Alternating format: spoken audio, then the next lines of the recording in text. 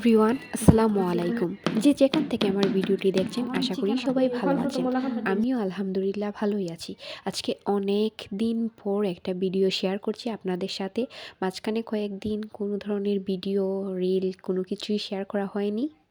আজকে খুবই স্পেশাল একটা ভিডিও শেয়ার করব আপনাদের সাথে। এক্সাম তো শেষ হয়ে গিয়েছে, তারপর থেকেই শুরু করেছে আমার ছোটো বোন, মানে আমাদের ঘরের শেফ। উনি কিছু একটা বানাবেন, কোনো রেসিপি ট্রাই করবেন। ও জাপানের একটা রেসিপি সিলেক্ট করে রেখেছিল যে ওইটাই বানাবে, কিন্তু বাসায় সব ইনগ্রিডিয়েন্টস অ্যাভেলেবেল ছিল না বলে ওর মাইন্ডটা চেঞ্জ করে ও চিলি চিকেন বানাবে। তো এক্সাম শেষ হওয়ার পর থেকেই আমার সাথে সাথে শুধু ঘুরছে, ও কিছু একটা বানাবে, আমি যাতে ওকে হেল্প করি বা আমি যেন ওর সাথে সাথে থাকি। আজ নয় কাল এরকম বলছিলাম আমি। তারপর ফাইনালি আজকে বললাম যে আজকে কিছু একটা বানাও, আমি তোমার সাথে সাথে আছি, কোনো হেল্প লাগলে বলবে, আমি করে দিব। কারণ ও তো ফার্স্ট টাইম কোনো কিছু বানাচ্ছে, একা একা এর আগে এরকম কিছু বানায়নি, তো আমার সাথে সাথে থাকতেই হবে। বাট ও অনেক ভালোই করেছে। অবশ্যই ইউটিউবের হেল্প নিয়েছে আর আমারও কিছু হেল্প নিয়েছে। আর এই তো এভাবেই বানিয়েছে। আজকে আমাদের শেফ উনি কি বানান আর রেসিপিটা কেমন হয় সেটাই শেয়ার করব আপনাদের সাথে, দেখতেই থাকুন। ভিডিওটা আর রেসিপি আকারে শেয়ার করলাম না, জাস্ট ও কিভাবে কি করছে, কিভাবে রান্না করছে, কিভাবে মেড করছে, সব কিছু সেগুলোই আপনাদের সাথে শেয়ার করব। তো প্রথমেই ও ইনগ্রিডিয়েন্টসগুলো সব রেডি করে নিয়েছিল, দেন চিকেনগুলো ম্যারিনেট করে কিছু সময় রেখে তারপর ডিপ ফ্রাই করে নিয়েছে। এবার মেইন প্রসেসের পালা, মানে মেইন রান্নার পালা। এখন রান্না করে নিচ্ছে, বিভিন্ন ধরনের সস অ্যাড করছে, সব কিছু একসাথে মিক্স করে রান্না করে নিবে, তারপর কর্নফ্লাওয়ারটা দিয়ে নিবে।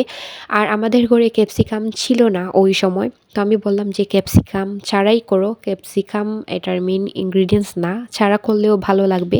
তো ক্যাপসিকাম ছাড়াই রান্না করে নিয়েছে।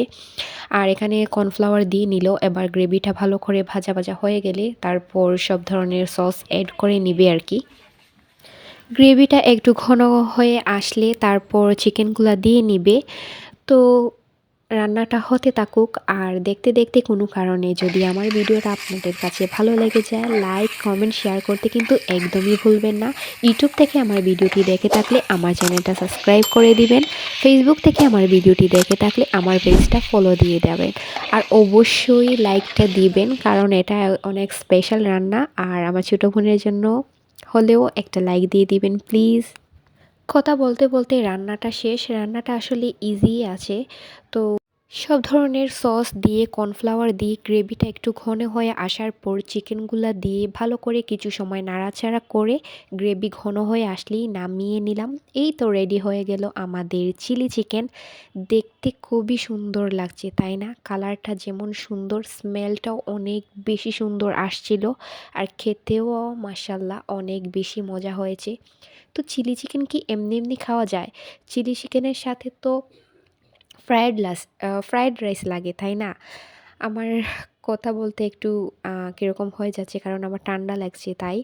তো ঝটপট করে জেরিন বানিয়ে নিল ফ্রায়েড রাইস। আমাদের ঘরে ভাত আগেরই ছিল, তো শুধু just soya sauce and black pepper দিয়ে একদম সিম্পল করেই, যেরকম ভাত ভাজি রান্না করা হয় সেরকমই ফ্রায়েড রাইসটা বানিয়ে নিল।